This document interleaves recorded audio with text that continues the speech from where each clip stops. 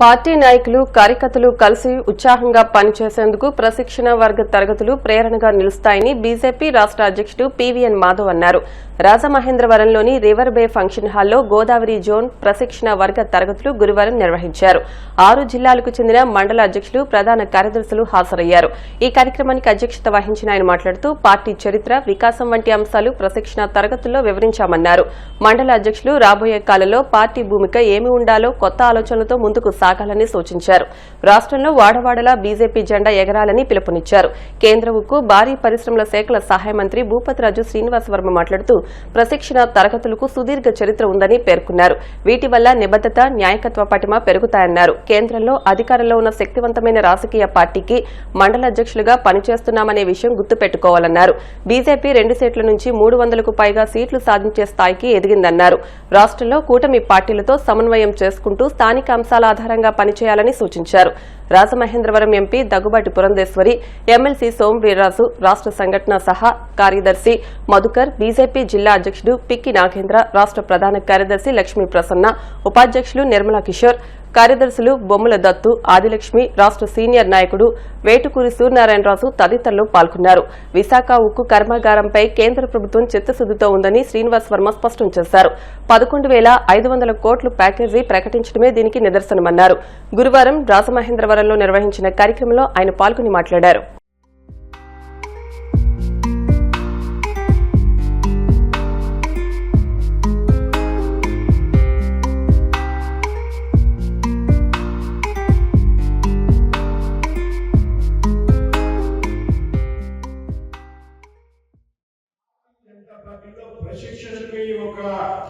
ప్రత్యేకత ఈ ప్రశిక్షణ ద్వారా కార్యకర్తలు, నాయకులు ఏ విధంగా పార్టీ పటిష్టతకి మనం పనిచేయాలనేటువంటి ఒక ఆలోచనని పెంచుకోవడం కోసం, ప్రజలతో ఏ విధంగా కలిసి మమేకమై పనిచేయాలనేటువంటి ఆలోచనని పెంచుకోవడం కోసం, కార్యకర్తల్లో సమన్వయం ఏ విధంగా సాధించాలనేటువంటి ఆలోచన చేయడం కోసం గోదావరి జోన్కు సంబంధించి ఒక చారిత్రాత్మక నగరమైనటువంటి రాజమహేంద్రవరంలో జరగడం చాలా సంతోషకరమైనటువంటి విషయం. రాజమహేంద్రవరానికి సంబంధించి భారతీయ జనతాకి సంబంధించి ఒక చారిత్రాత్మకమైనటువంటి అంశం ఉంది. ఎందుకంటే రాజమండ్రికి చెందినటువంటి వ్యక్తి డాక్టర్ అవసరాల రామారావు గారు భారతీయ జనతా పార్టీ పూర్వ రాజకీయ పార్టీ అయినటువంటి భారతీయ జనసంఘ అధ్యక్షుడిగా వ్యవహరించారంటే యావత్ దక్షిణ భారతదేశం కూడా గర్వించదగ్గటువంటి విషయం. రాజమహేంద్రం అంతా కూడా గర్వించదగ్గటువంటి విషయం నేను సందర్భంగా గుర్తు చేస్తుంది. మన ప్రాంతానికి చెందినటువంటి, మన నగరానికి చెందినటువంటి వ్యక్తి, జనసేన జాతీయ అధ్యక్షుడిగా పనిచేసినటువంటి ఘనత ఈ పట్టణానికి ఉంది అనేటువంటి విషయం ఈ సందర్భంగా నేను గుర్తు చేస్తున్నాను. ఆయన ఎమ్మెల్సీగా పనిచేశారు. కొంతమంది పెద్దలకి పరిచయం ఉంది. అటువంటి రాజమహేంద్ర నగరంలో ఈ రోజు మనం ప్రశిక్షణ వర్గాన్ని జరుపుకోవడం అనేది అభినందనీయమని సందర్భంగా నేను ప్రస్తావిస్తున్నాను. ఈ ప్రశిక్షణ ద్వారా ఏదైతే మన బాధ్యత ఉన్నదో ఒక మండల అధ్యక్షుడిగా కానీ, లేకపోతే జిల్లా ప్రధాన కార్యదర్శిగా కానీ మనకు ఉన్నటువంటి బాధ్యతలో ఏ విధంగా ఒదిగి పనిచేయాలనేటువంటి ఆలోచన మనంతా పెరుగుతుంది అనేటువంటి విషయాన్ని సందర్భంగా మనం గమనించాలి. అంతేగాని ఈ ప్రశిక్షణ ద్వారా మనలో ఒక నాయకత్వ పటిమ పెరిగేటువంటి అవకాశం ఉందనేటువంటి విషయాన్ని కూడా ఇక్కడ ఉన్నటువంటి కార్యకర్త మిత్రులందరూ కూడా గమనించాలని సందర్భంగా చెప్తూ ఉన్నారు. ఏదైనా ప్రశిక్షణ ద్వారా మనలో నైపుణ్యం పెరిగేటువంటి అవకాశం, మనలో అవగాహన పెరిగేటువంటి అవకాశం, మనలో ఏ విధంగా పనిచేయాలనేటువంటి ఒక నిబద్ధత పెరిగేటువంటి అవకాశం ఉందనేటువంటి విషయాన్ని దయచేసి మనం అంతా కూడా గుర్తించాలి. ఏ విధంగా తోటి కార్యకర్తలతో కలిసి పనిచేయాలి, అందులో భాగంగా నేను అంతా కూడా మన శిక్షణ శిబిరాన్ని చేసుకుంటాం. గోదావరి జిల్లాలకు అందరికీ సంబంధించి రాత్రంతా కలిపి పడుకుంటాం. ఇవాళ మొదటి నుంచి సాయంత్రం వరకు అనేక అంశాల మీద అవగాహన పొందేందుకు మనం అంతా కలిసి ప్రయత్నం చేస్తాం. ఈ విధమైన అవకాశం ప్రశిక్షణ ద్వారా మాత్రమే భారతీయ జనతా పార్టీలో వస్తుంది అనేటువంటి ఆలోచన. భారతీయ జనతా పార్టీలో ప్రశిక్షణ కార్యక్రమం ఇవాళ ప్రారంభం కాదు. ఈ విధమైనటువంటి ప్రశిక్షణ అనాది కాలంగా భారతీయ జనతా పార్టీ, భారతీయ జనసంఘలో ఉండడం వల్ల మాత్రమే భారతీయ జనతా పార్టీ ఈ రోజు తిరిగినటువంటి రాజకీయ శక్తిగా ఎదిగింది అనేటువంటి విషయాన్ని మనంతా కూడా దయచేసి గమనించాలి. భారతీయ జనతా పార్టీలో ఈ ప్రశిక్షణ కార్యక్రమం 1961లోనే ప్రారంభమైంది అనేటువంటి విషయాన్ని మనమంతా కూడా గమనించాలి. ఈ విధమైనటువంటి ప్రశిక్షణ ద్వారా కార్యకర్తలతో పోరాట పటిమని నిబద్ధతలు పెంచడం ద్వారా మాత్రమే కేవలం ఒకప్పుడు 2 పార్లమెంట్ స్థానాలు పొందినటువంటి భారతీయ జనతా పార్టీ ఆ తర్వాత కాలంలో 300 పైగా స్థానాలు సంపాదించడానికి కారణమైందనేటువంటి విషయాన్ని మనం తెలుసుకున్నాం.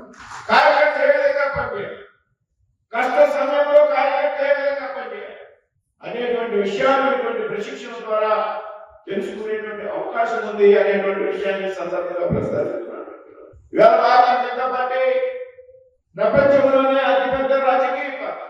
అటువంటి భారతీయ జనతా పార్టీ మనంతా కూడా నాయకులు, అటువంటి భారతీయ జనతా పార్టీ మనంతా కూడా మండల అధ్యక్షులుగా, జిల్లా ప్రధాన కార్యదర్శులు, కేంద్రంలో అధికారంలో ఉన్నటువంటి పార్టీకి ఇవాళ మన మండలంలో, మన ప్రాంతంలో మన అధ్యక్షులుగా ఉన్నామంటే ఇది ఒక అరుదైనటువంటి గౌరవంగా ఇక్కడ ఉన్నటువంటి మండలాధ్యక్షులందరూ భావించాలి అనేటువంటి విషయాన్ని సందర్భంగా అఖిల భారత అధ్యక్షుడు నడ్డా గారు ఉంటే, రాష్ట్ర అధ్యక్షుడిగా మాధవ్ గారు ఉంటే, జిల్లా అధ్యక్షుడిగా నాగేంద్ర గారు ఉంటే, మండల అధ్యక్షుడిగా ఇక్కడ ఉన్నటువంటి వ్యక్తులందరూ ఉన్నారు. అంటే అఖిల భారత అధ్యక్షుడికి, మండల అధ్యక్షుడికి కేవలం మధ్యలో 2 వ్యక్తులు మాత్రమే ఉన్నారు. అంటే మనం ఉన్నటువంటి మండల అధ్యక్షుల బాధ్యత ఏదైతే ఉందో దానికి ఎంతటి ప్రాముఖ్యత ఉన్నదనేటువంటి విషయాన్ని ఇక్కడ ఉన్నటువంటి ప్రతి ఒక్క మండల అధ్యక్షుడు, ఆ విధంగా జిల్లా ప్రధాన కార్యదర్శులు ఉన్నటువంటి వ్యక్తులు కూడా గమనించాలనే సందర్భంగా గుర్తు చేస్తున్నాం. ఇటువంటి అరుదైనటువంటి అవకాశం మనం ఉన్నప్పుడు, ఎంతటి ప్రముఖమైనటువంటి ముఖ్యమైనటువంటి బాధ్యతలు మనం ఉన్నప్పుడు మన బాధ్యత ఏ విధంగా ఉండాలి, మనం పనిచేసేటువంటి విధానం ఏ విధంగా ఉండాలి, ఏ విధంగా ప్రజల్లోకి స్వచ్ఛమైన వెళ్ళేటువంటి ప్రయత్నం చేయాలి, ఏ విధంగా ప్రజా సమస్యలకు ఉద్యమం చేయాలి, ఏ విధంగా పార్టీని బలోపేతం చేయాలి పూర్తి స్థాయిలో అనేటువంటి విషయాల మీద మనంతా కూడా ఆలోచన చేయాల్సినటువంటి అవసరం. ఈ రాష్ట్రంలో కూడా భారతీయ జనతా పార్టీ నాకు తిరిగినటువంటి శక్తిగా తయారు చేసినటువంటి ఇవాళ భారతదేశంలో అత్యధిక రాష్ట్రాల్లో అధికారంలో ఉన్నటువంటి పార్టీ భారతీయ జనతా పార్టీ. దాదాపు 16 రాష్ట్రాల్లో భారతీయ జనతా పార్టీ సొంతంగా, మరొక 5 రాష్ట్రాల్లో ఎన్డీఏ భారత మిత్రపక్షాలతో అధికారంలో ఉన్నారు. దాదాపు 21 రాష్ట్రాల్లో ఇవాళ భారతీయ జనతా పార్టీ అధికారంలో ఉంది. పక్కన ఉన్నటువంటి వర్షాలు అధికారంలో ఉన్నాం. బీహార్లో నిన్న కాకుండా తిరుగులేనటువంటి అధికారంలోకి వచ్చే మెజార్టీతో రాబోయే రాష్ట్రంలో మరొక తెలుగు రాష్ట్రం మన రాష్ట్రమైనటువంటి తెలంగాణలో అధికారంలోకి రావడానికి సిద్ధంగా ఉన్నాం. ఆ పక్కన ఉన్నటువంటి కర్ణాటకలో అధికారంలో ఉన్నాం, మహారాష్ట్రలో అధికారంలో ఉన్నాం. ఇవాళ దేశంలో అత్యధిక పార్లమెంట్ సభ్యులు ఉన్నటువంటి పార్టీ, లోక్సభ సభ్యులు కానీ రాజ్యసభ సభ్యులు కానీ ఉన్నటువంటి పార్టీ భారతీయ జనతా పార్టీ. ఏదైతే బూత్ ఆధారంగా భారతీయ జనతా పార్టీ కార్యకర్తలు బూత్ని ఆధారంగా చేసుకుని పనిచేయాలనే విషయం మన నాయకత్వం పదే మనం చెప్తాం. బూత్ని ఆధారంగా చేసుకుని పనిచేసేటప్పుడు మాత్రమే ఈ రాష్ట్రంలో భారతీయ జనతా పార్టీ ఎదుగుదల సాధ్యమవుతుంది అనేటువంటి విషయాన్ని దయచేసి మనం గమనించాలి. స్థానిక అంశాల ఆధారంగా పనిచేయాలి, స్థానిక సమస్యల ఆధారంగా పనిచేయాలి. రాష్ట్ర పార్టీ, జాతీయ పార్టీ ఇచ్చేటువంటి కార్యక్రమాలను చేయడంతో పాటు మనోనాయకులు ఎదగాలంటే మన ప్రాంతంలో పార్టీ ఎదగాలి అంటే స్థానికంగా ఉన్నటువంటి అంశాల ఆధారంగా గుర్తించి, సమస్యలు గుర్తించి ప్రజల కోసం పోరాటాలు చేయవలసినటువంటి అవసరం ఉంది. లేకపోతే మండలాధ్యక్షుడు ఉన్నటువంటి వ్యక్తి బాధ్యత నిర్వర్తించినట్టు కాదు అన్నటువంటి విషయాన్ని సందర్భంగా చెప్తూ ఉన్నాం. కేవలం ఎప్పుడన్నా పార్టీ పిలుపునిస్తే పార్టీ కార్యక్రమం చేయడం, సోషల్ మీడియాలో పోస్ట్ చేయడం ద్వారా మాత్రం పార్టీ ఎదగదు, నీ ప్రాంతంలోనూ నాయకులుగా ఎదగదు అనేటువంటి విషయాన్ని నిరంతరం ప్రజలతో కలిసి పనిచేసినప్పుడు, అధికారులతో మాట్లాడినప్పుడు, సమస్యల పరిష్కారం కోసం ప్రయత్నం చేసినప్పుడు మాత్రమే నువ్వు నాయకుడిగా ఎదుగుతావు అనేటువంటి విషయాన్ని మండలాధ్యక్షులందరూ కూడా తెచ్చేసి